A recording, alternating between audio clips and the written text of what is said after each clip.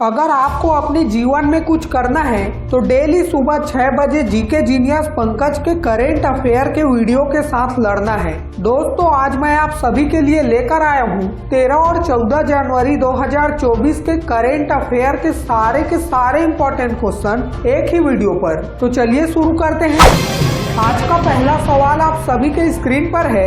भारतीय क्रिकेटर मोहम्मद शमी सहित कितने खिलाड़ियों को अर्जुन अवार्ड 2023 से सम्मानित किया गया? ऑप्शन है 20, 23, 25 या फिर 26। अगर आपको इस सवाल का सही जवाब पता हो तो हमारे कमेंट बॉक्स में इसका उत्तर जरूर बताइएगा। उत्तर है ऑप्शन डी 26।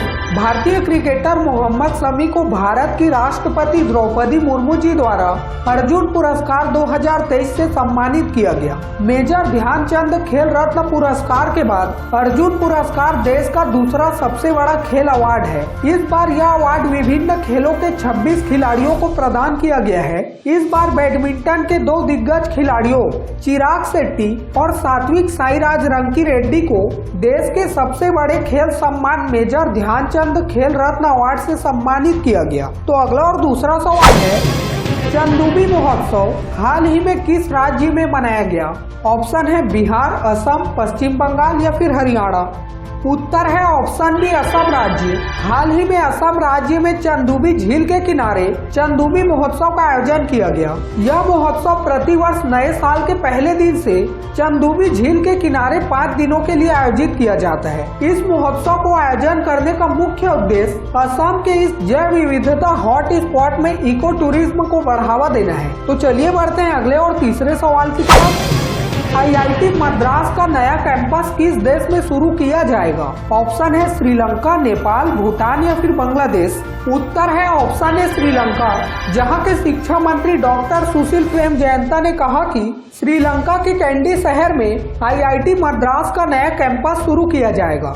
यह प्रस्ताव श्रीलंका के राष्ट्रपति रानिल विक्रमसिंघे द्वारा वित्त मंत्री के रूप में पेश किए गए बजट 2024 का हिस्सा था। इससे पहले IIT मद्रास ने नवंबर 2023 में तंजानिया देश में अपना एक कैंपस शुरू किया था। तो अगला सवाल जानने से पहले चलिए जानते हैं 13 और 14 जनवरी को क्या स्पेशल है। तो दोस्तों, 13 जनवरी को है लोहड़ी। लोहड़ी साल का पहला त्योहार है जो फसल के मौसम की शुरुआत का प्रतीक है। यह उत्तरी भारत मुख्यतः पंजाब और हरियाणा में पूरे उत्साह के साथ मनाया जाता है। और अगर बात की जाए 14 जनवरी की तो 14 जनवरी को है मकर संक्रांति। मकर संक्रांति को वह तिथि माना जाता है जब सूर्य उत्तर की ओर बढ़ना शुरू करता है, जो कि अनुकूल उत्तरायण काल की शुरुआत का प्रतीक है। महाभारत के अनुसार भीष्म पितामह का मानना था कि इस अवधि के दौरान मृत्यु को गले लगाने से मोक्ष की प्राप्ति होती है। तो चलिए बढ़ते हैं अगले सवाल की तरफ। ई गवर्नेंस पर 2 दिवसीय क्षेत्रीय सम्मेलन का आयोजन किस शहर में किया जा रहा है? ऑप्शन है पटना, वाराणसी, जयपुर या फिर गुवाहाटी में।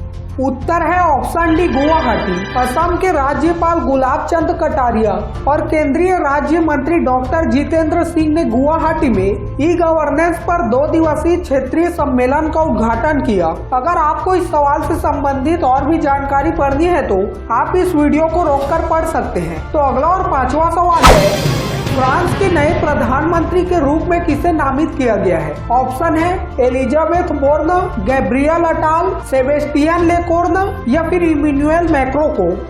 उत्तर है ऑप्शन बी गैब्रियल अटाल।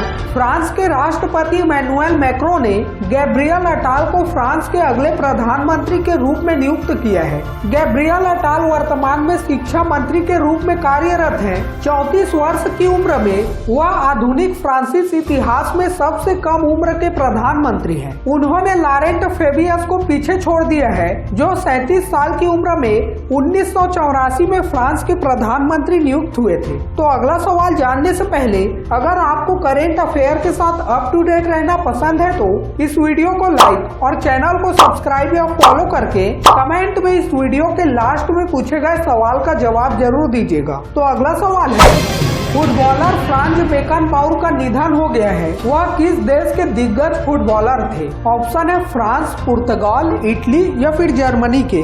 सही उत्तर है ऑप्शन डी जर्मनी। जर्मनी के फुटबॉल खिलाड़ियों में से फ्रांज बेकनबाउर का 78 वर्ष की आयु में निधन हो गया। उन्होंने साल 1972 की यूरोपीय चैंपियनशिप जीता और साल 1974 में घरेलू धरती पर विश्व कप विजेता टीम की कप्तानी की थी। तो अगला और 7वां सवाल आप सभी के स्क्रीन पर है। विश्व हिंदी दिवस प्रतिवर्ष कब मनाया जाता है? ऑप्शन है 9, 10, 11 या फिर 12 जनवरी को।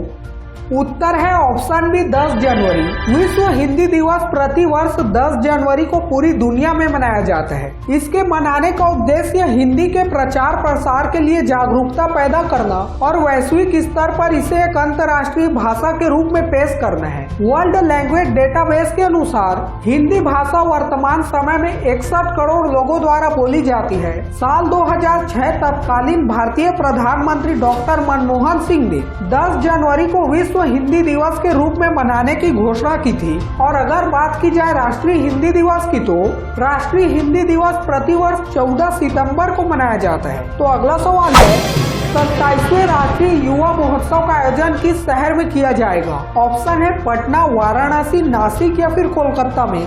उत्तर है ऑप्शन सी नासिक। प्रधानमंत्री नरेंद्र मोदी ने 12 जनवरी को महाराष्ट्र के नासिक शहर में 27वें राष्ट्रीय युवा महोत्सव का उद्घाटन किया और देश के युवाओं को संबोधित भी किया। 12 जनवरी को स्वामी विवेकानंद जी की जयंती मनाई जाती है, जिसे राष्ट्रीय युवा दिवस के रूप में भी मनाया जाता है।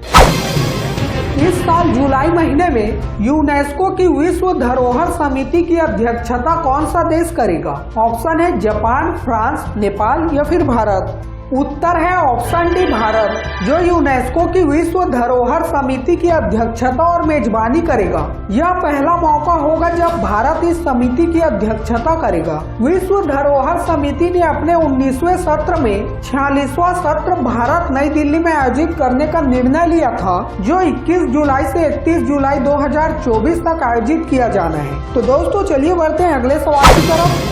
भारतीय फिनटेक फोनपे ने हाल ही में अपने इंटरनेशनल पेमेंट बिजनेस का सीईओ किसे नियुक्त किया है? ऑप्शन है अजय बंगा, विक्रम सेठ, रितेश पै या फिर निखिल कामत जी को। उत्तर है ऑप्शन सी रितेश पै।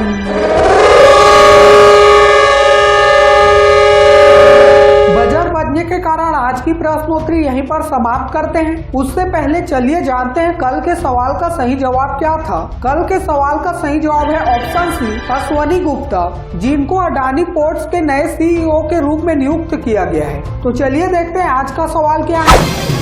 प्रवासी भारतीय दिवस प्रतिवर्ष कब मनाया जाता है? ऑप्शन है 7, 8, 9 या फिर 10 जनवरी को। अगर आपको इस सवाल का सही जवाब पता हो तो हमारे कमेंट बॉक्स में इसका उत्तर जरूर बताइएगा, और अगर ना भी पता हो तो तुक्का लगाइएगा। कल फिर मिलते हैं कल के करेंट अफेयर के वीडियो के साथ। तब तक के लिए बाय बाय। जय हिंद, जय भारत।